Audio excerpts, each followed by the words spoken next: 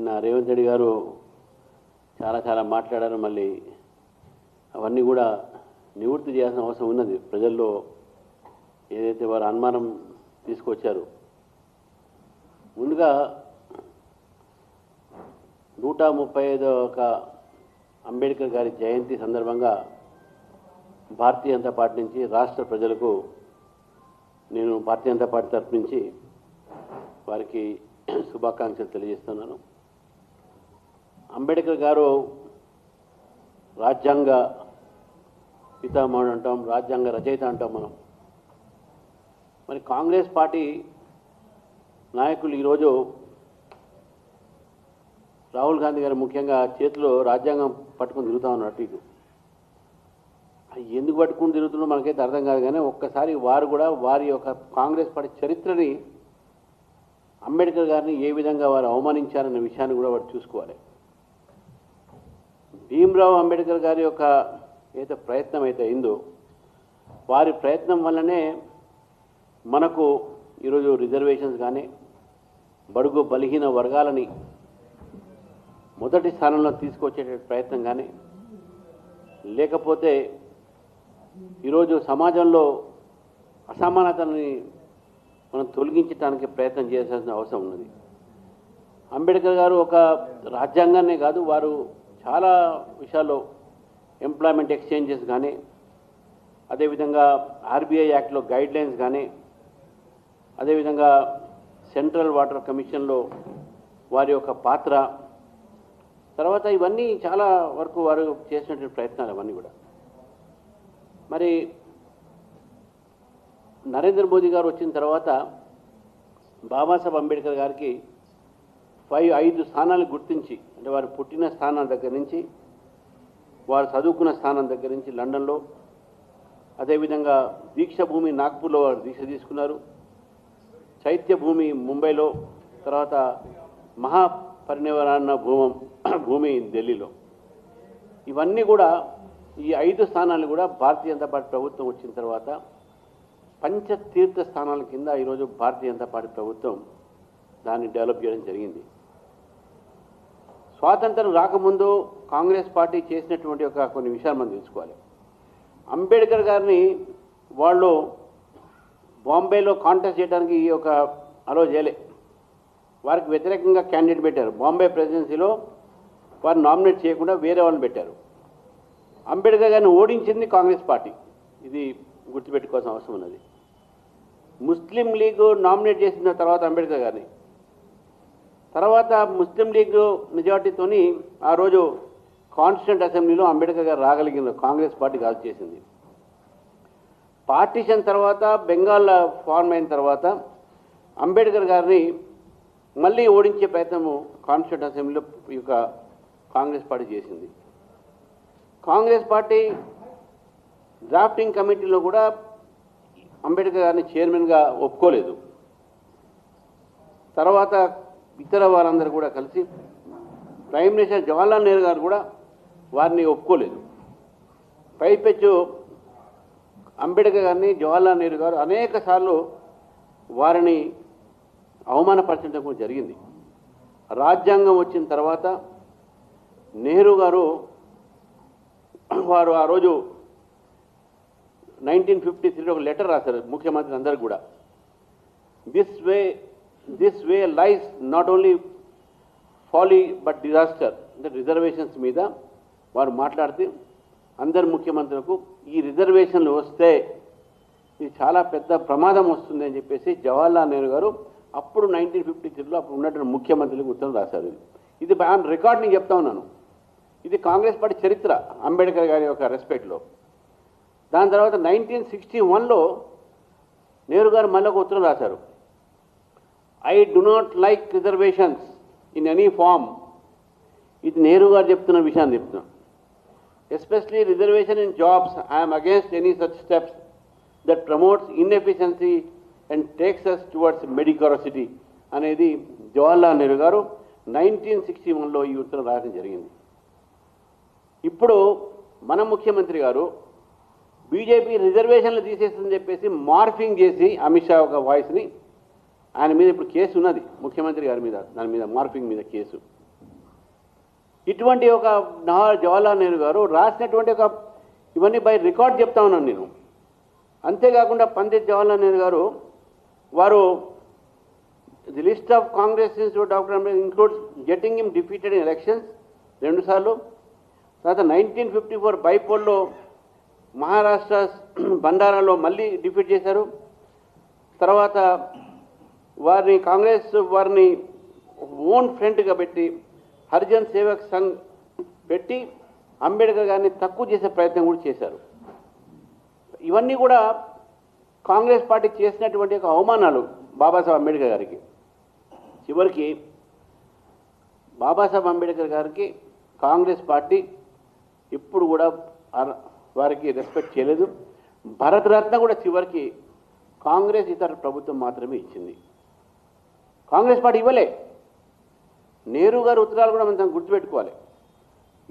జనవరి 26, 1946లో వారు అమృత్ కౌర్ అనేటటువంటి ఒక వ్యక్తి వారికి బాబాసాహెబ్ అంబేద్కర్ గురించి రాస్తారు.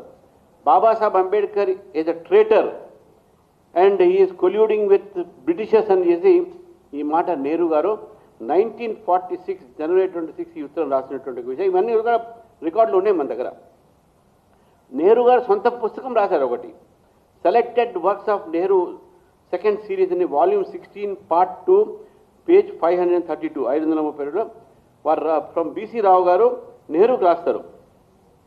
Babasaheb Ambedkar contemplating resigning from the cabinet, Pandit Nehru's response was that Ambedkar's departure would not affect the cabinet in any way.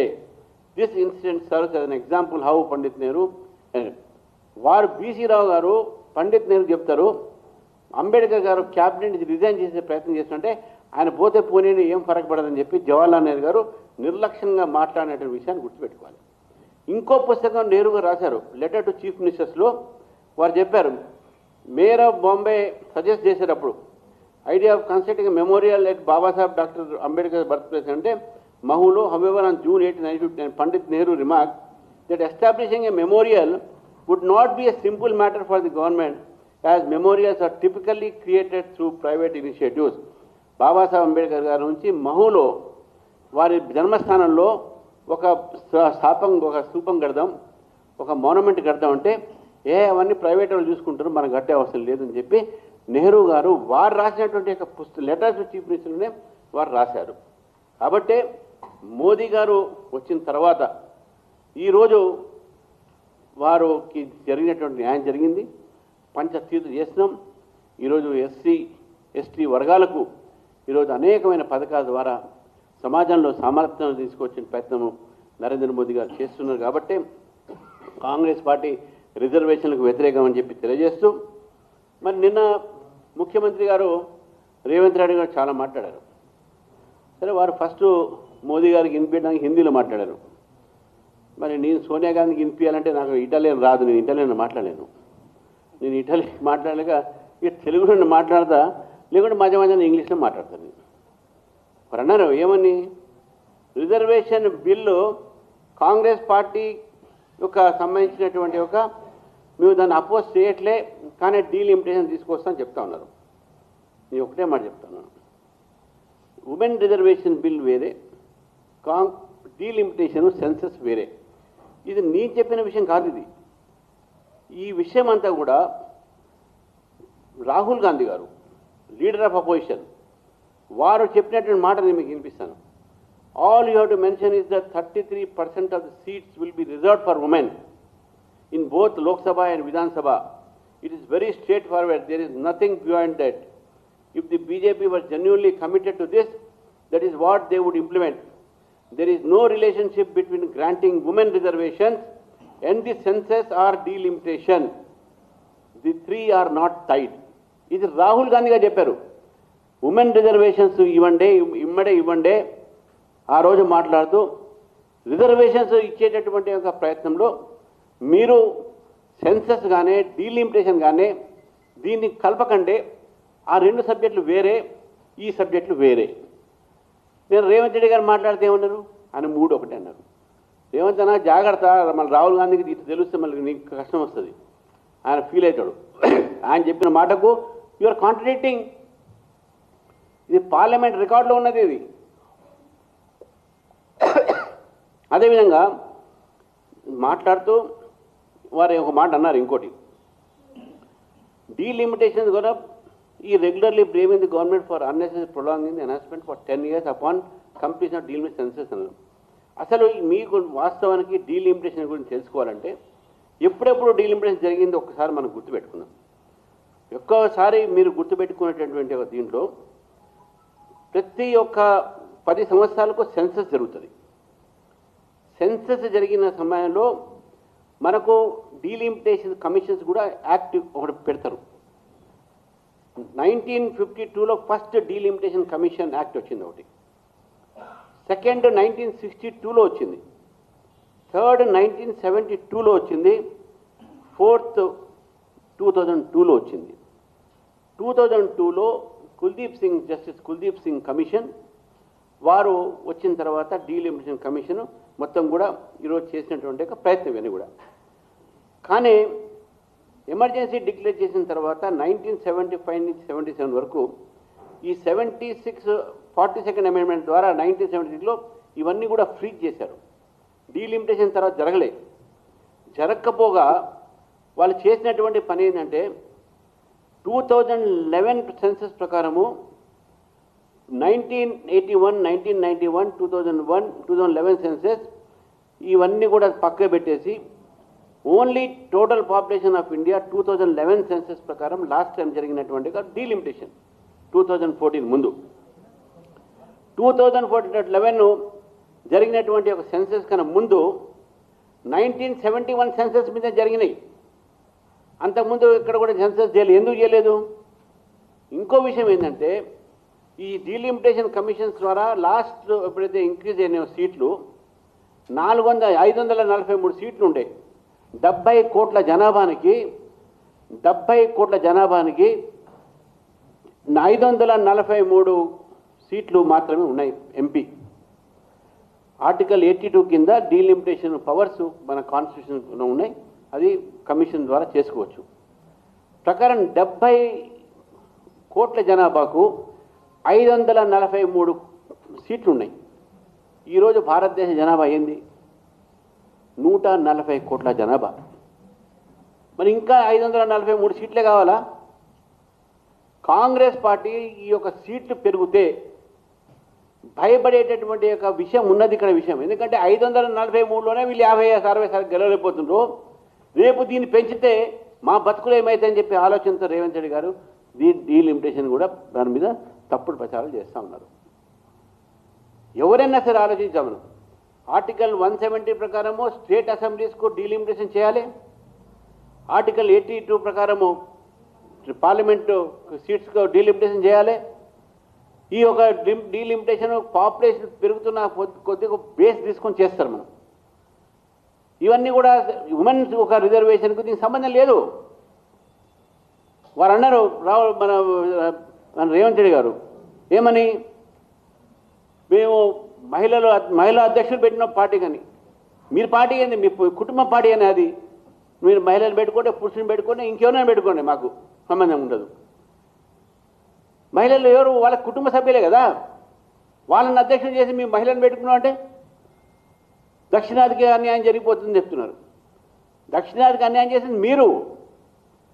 543 సీట్లు ఏదైతే ఉన్నాయో అప్పుడు కూడా డీలిమిటేషన్ ప్రాసెస్ చేసి మీరే కదా, మీ ప్రభుత్వమే కదా. అనేక సంవత్సరాలు ఉన్నాయి.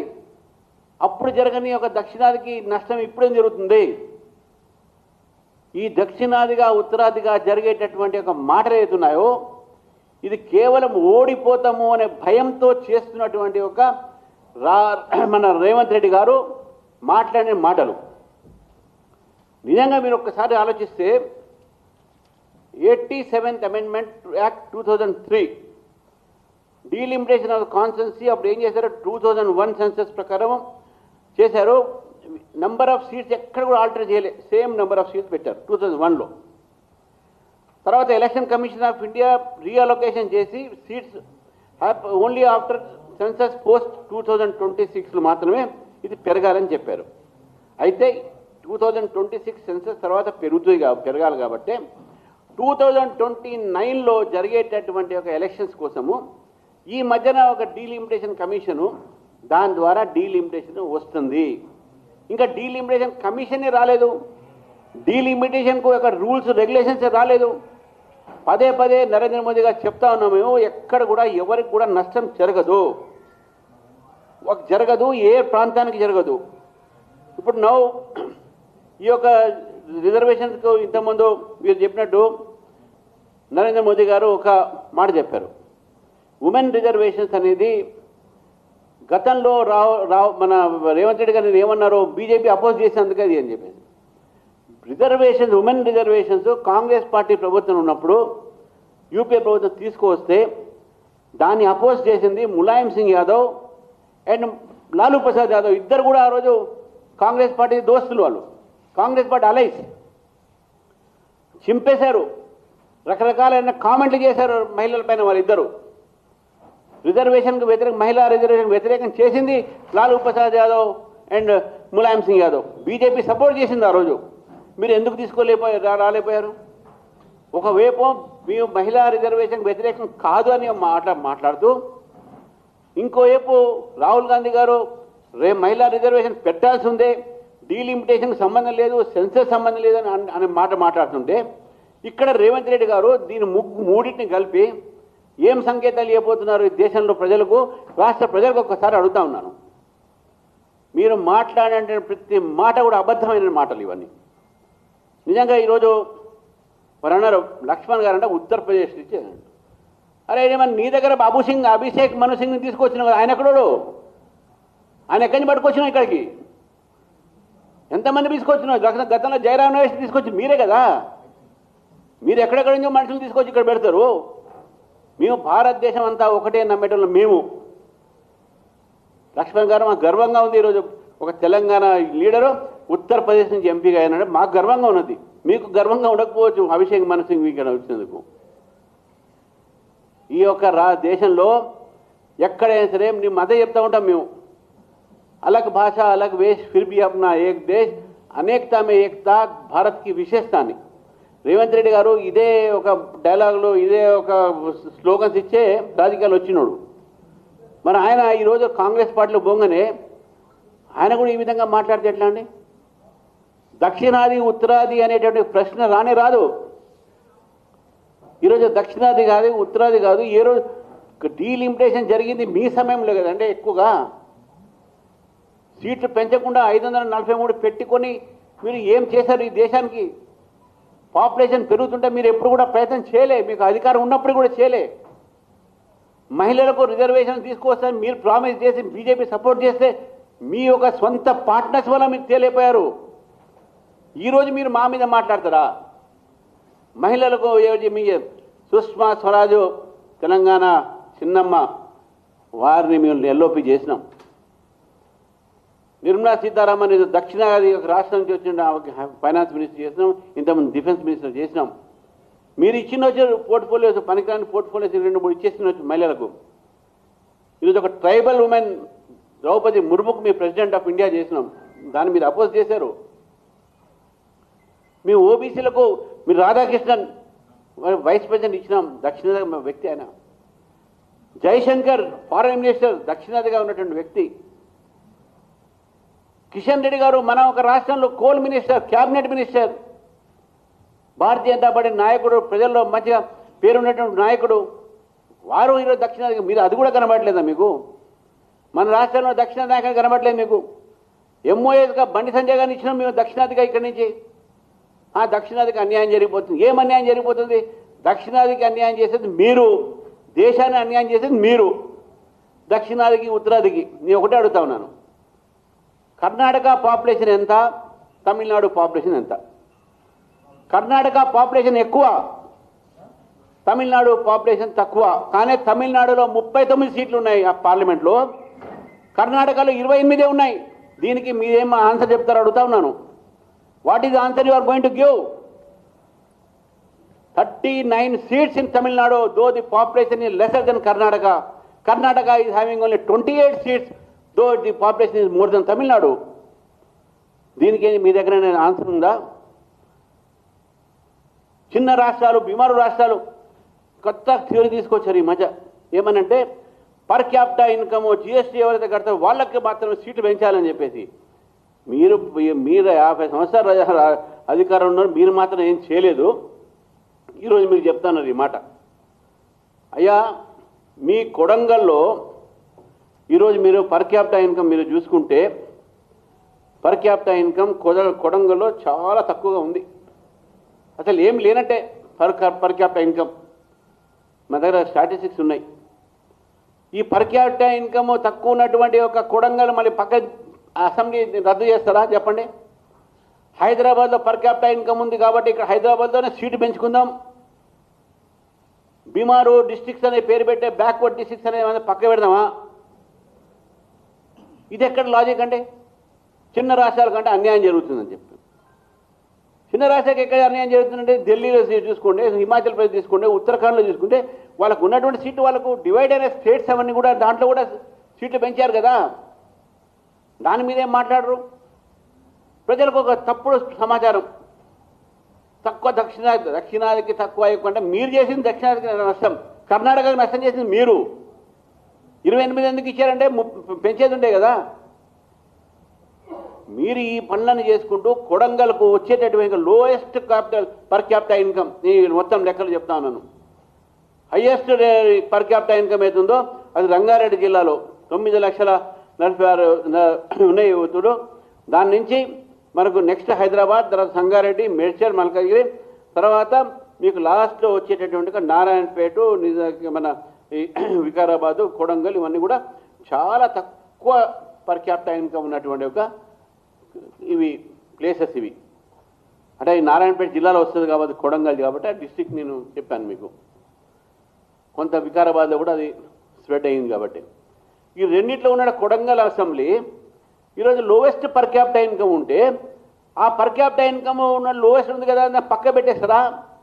హైదరాబాద్ మాత్రమే డెవలప్ చేస్తారా? అది కూడా ఏంటంటే డెవలప్ చేయట్లేదు, వేరే మాట. అది చేయరు మీరు.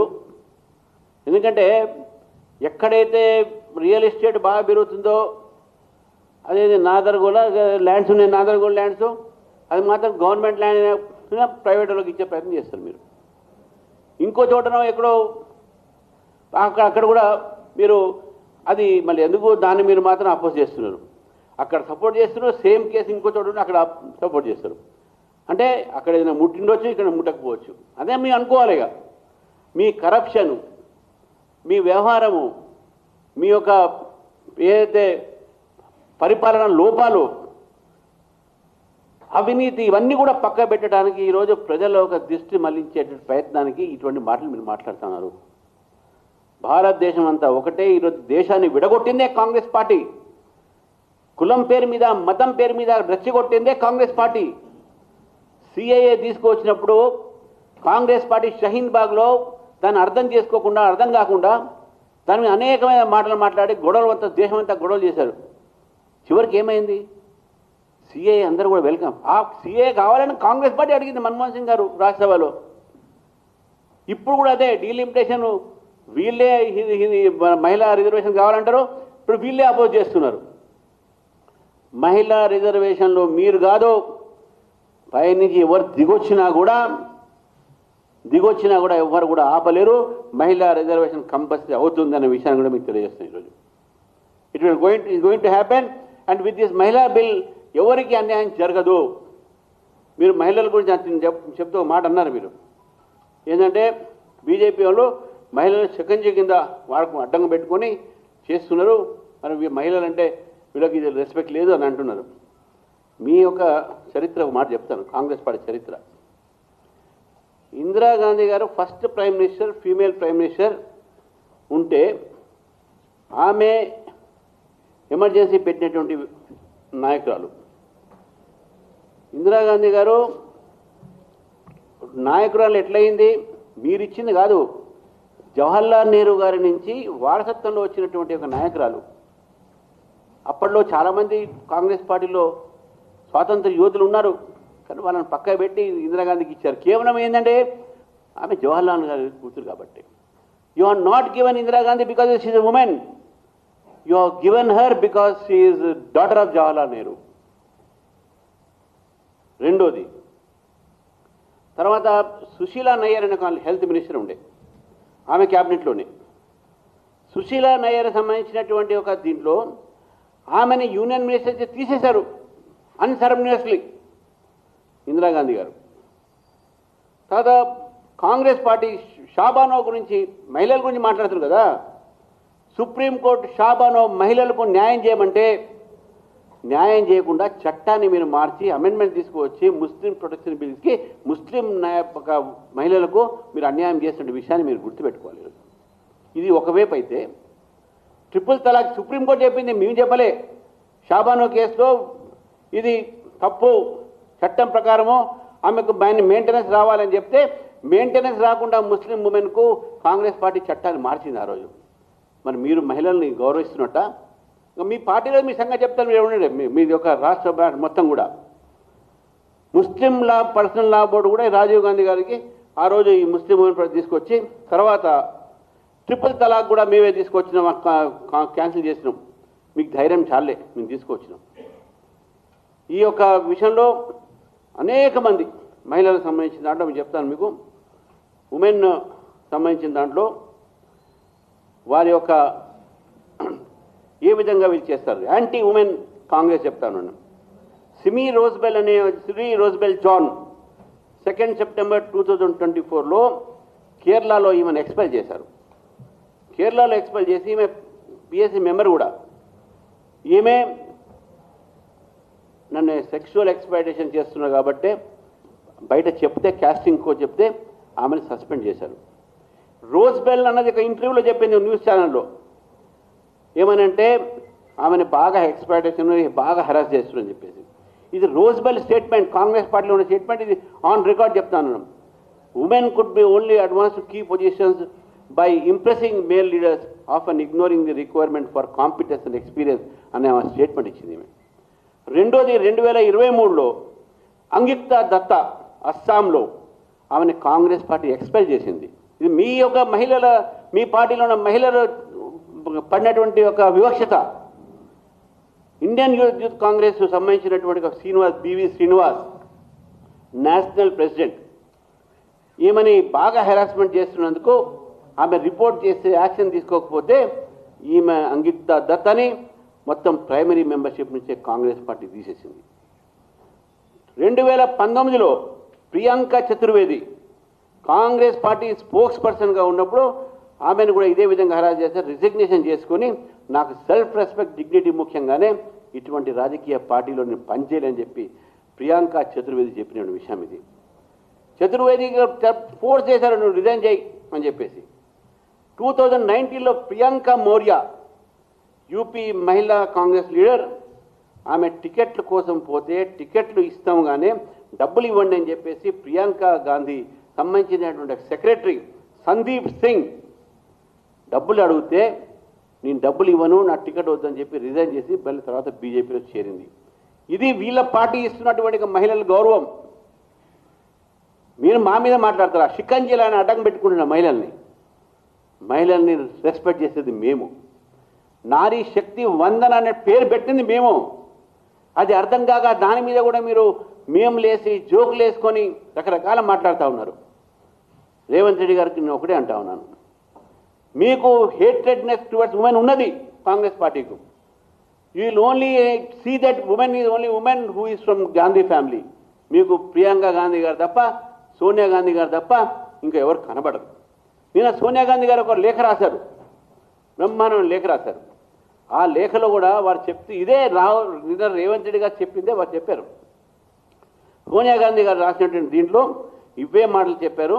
నేను వారిని అడుగుతున్నాను, for 4 consecutive years 2010, 2011, 2012 bill was never introduce in the Lok Sabha. మీరు ఆ మాట మీ లేఖలో రాయలే. తర్వాత 2011 సెన్సెస్ వాడుతున్నామని చెప్పారు. ఎస్, 2011 ఎందుకు వాడుతున్నామనంటే ఈ 2011 సెన్సెస్ని ఆ రోజు ఇప్పుడు 2026 డిలే అవుతుంది కాబట్టి 2011ని ఆధారంగా తీసుకోవడం జరుగుతుంది. రాజీవ్ గాంధీ అమెండ్మెంట్కు మీరు క్రెడిట్ ఇచ్చారు ఆ రోజు. సోనియా గాంధీ గారు, రాజీవ్ గాంధీ గారు ఈ యొక్క ఎంపవర్మెంట్ తీసుకొచ్చారు. ఇది ఎంపవర్మెంట్ కాదు, ఇది ఆ ఎంపవర్మెంట్ చెప్తూ షాబానో కేసు తీసుకొచ్చారు. కాకపోతే సెన్సస్ డిలే ఉన్నారు. సెన్సస్ డిలే గవర్నమెంట్ ఫాల్ట్ కాదు. ఆ రోజు కరోనా వచ్చింది కాబట్టి సెన్సస్ డిలే అయింది. అంతేగానే అబద్ధాలు ఆడుతూ ఉన్నారు. సిఏఏ వస్తే అంట ముస్లిమ్స్ అందరూ దేశం నుంచి పంపిస్తారంట. ఎవరిని పంపించినామండి? ఎవరిని పంపించినామా? ఉత్తర దక్షిణ తీసుకొచ్చి it is an act of sedition.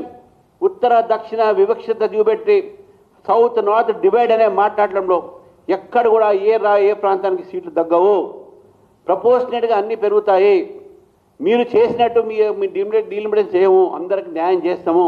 ఇంకా డీలిమిటేషన్ కమిషన్ రాలే, రూల్స్ రాలే, రెగ్యులేషన్స్ రాలే, దాని నియమావళిలు రాలే. మీరు మాత్రం ప్రజల్లో భయాందోళన సృష్టించారు. నార్త్లో పెరుగుతాయంట, మీరు పర్ క్యాపిటల్ ఇన్కమ్ మీకు కావాలి.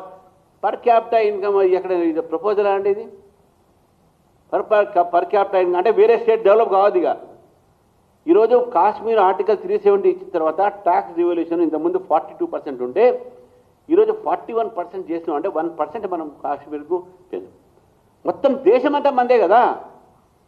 దేశమంతా ఒకటి చూడాలి. సౌత్ సపరేట్, నార్త్ సపరేట్ చూస్తే ఎట్లా? మీకు ఈరోజు గతంలో మీకు నార్త్లో స్ట్రాంగ్ ఉంటే ఇప్పుడు నార్త్లో మీరు మొత్తం మిమ్మల్ని పట్టించుకోవడం లేడు. సౌత్లో కూడా అదే పరిస్థితి వస్తుంది నెక్స్ట్. కాబట్టి మీరు ఇప్పుడు south north divide. Pakistan, Bangladesh, భారతదేశాన్ని విడగొట్టింది మీరే. హిందూ ముస్లిం మధ్యన గొడవలు తెచ్చింది మీరే. కులాల మధ్యన చిచ్చు పెట్టింది మీరే. దళితులకు అన్యాయం చేసింది మీరే. అంబేద్కర్కి అన్యాయం చేసింది మీరే. మళ్ళీ మీరే ఈరోజు వచ్చి పెద్ద సుధబుద్ధాన్ని కాన్స్టిట్యూషన్ బుక్ చేతిలో పెట్టుకొని ఎమర్జెన్సీ పెట్టింది మీరే. బీహార్ బిల్, ప్రెస్ బిల్ పెట్టింది మీరే. ఎన్కౌంటర్లు చేయించింది మీరే. ఇప్పుడు మీరంతా నీతులు మాట్లాడుతూ ఉన్నారు. కాబట్టి రేవంత్ రెడ్డి గారు చెప్తాను, మీరు నాకు మీ ఫ్రస్ట్రేషన్ నాకు అర్థమైంది. మీరు మాట్లాడే మాట అన్నీ కూడా ఫ్రస్ట్రేషన్తో మాట్లాడుతున్నారు. మీరు మహిళా బిల్లుని మీరు ఆదరించండి. డీలిమిటేషన్ సెన్సస్ తర్వాత అవుతాయి. దీనికి ముడిపెట్టవద్దు మీరు రాహుల్ గాంధీ గారు అన్నారు. కాబట్టి దయచేసి దానికి ముడిపెట్టకుండా ప్రజలకు తప్పు సమాచారం ఇవ్వకండి. ఎవ్వరికి అన్యాయం జరగదు. మోదీ చెప్పిన మాట విషయాన్ని మనం గుర్తుపెట్టుకోవాలి. మీరు పుస్తకాన్ని చేతిలో పెట్టుకుంటే నడవదు, మనసులో పెట్టుకోవాలి. హార్ట్ మీద దిల్ మీద రఖో కాన్స్టిట్యూషన్కు తెలియజేస్తూ మరి ఈరోజు అందరూ ప్రెస్ కాన్ఫరెన్స్లో చాలాసేపు మీరందరూ విన్నందుకు మీ అందరితో. ఎందుకంటే నాకు ఇటాలియన్ లాంగ్వేజ్ రాదు, నేను ఇటాలియన్ చెప్తూ చెప్పాము. కానీ ఇక తర్వాత ఇక తెలుగునే ఇటాలియన్ ఆఫ్ ఈస్ట్ అంటారు కాబట్టి ఇక ఇటాలియన్ ఆఫ్ ఈస్ట్ భాష హిందీలో మాట్లాడతా కానీ ఇప్పటికీ ఆలస్యం అయింది కాబట్టి హిందీలో కూడా మాట్లాడకుండా మీ అందరూ కూడా మీ ద్వారా నేను తెలంగాణ ప్రజలకు చెప్తా ఉన్నాను, ఎవరికి అన్యాయం జరగదు, న్యాయమే ఉంటుంది.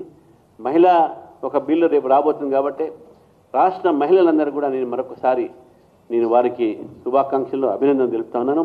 రేపు రాబోయేటటువంటి అసెంబ్లీలో మంచిగా మంచి మహిళలు, చదువుకున్న మహిళలు ఈరోజు పనిచేసే సామాజికంగా వారి సాధికారత. Inheritance is not empowerment. Indira Gandhi గారి ఇన్హెరిటెన్స్ నాట్ ఎంపవర్మెంట్. కానీ ఈరోజు రియల్ ఎంపవర్మెంట్ ఆఫ్ ఉమెన్, అసలైనటువంటి సాధికారత మహిళలకు రేపు నరేంద్ర మోదీ గారు 16, 17, 18 పార్లమెంట్ తర్వాత జరగబోయేటటువంటి విషయాన్ని కూడా తెలియజేస్తూ మరొకసారి అందరికీ ధన్యవాదాలు.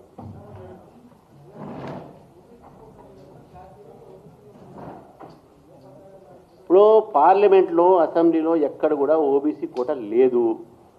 అటువంటి ప్రపోజల్ పెడితే మీరు రాహుల్ గాంధీ గారిని మధ్య పార్లమెంట్కి వచ్చి మాట్లాడమని చెప్పండి.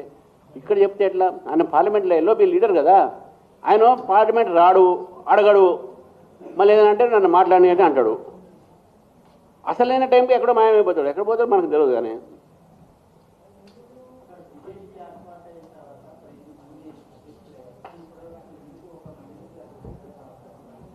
అదేముందండి దాంట్లో మహిళలకు ఇవ్వాలి. మా దగ్గర రూల్ ఉంటే రూల్ వస్తుంది, తప్పకుండా అవుతారు. చాలామంది మహిళలు అయ్యిండ్రు, మీకు ఆయన తెలియదు.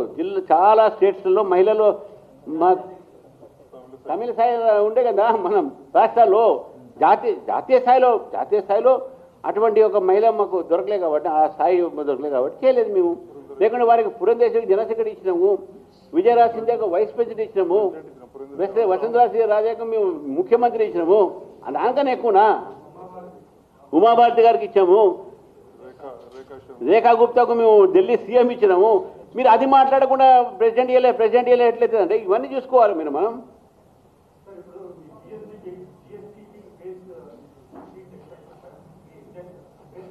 లేదు మా అభ్యంతరం. The foolish proposal, where is it in the world? Tell me. Always representation is done through based on population divided by number of seats. That is the whole theory. ఇది కొత్త థియరీ తీసుకొచ్చి పెట్టినట్లయితే జిఎస్డిపి తర్వాత GSDP is something to do with your economy and we are not a capitalist economy here we are not we are basing our division only on population and not on your capital.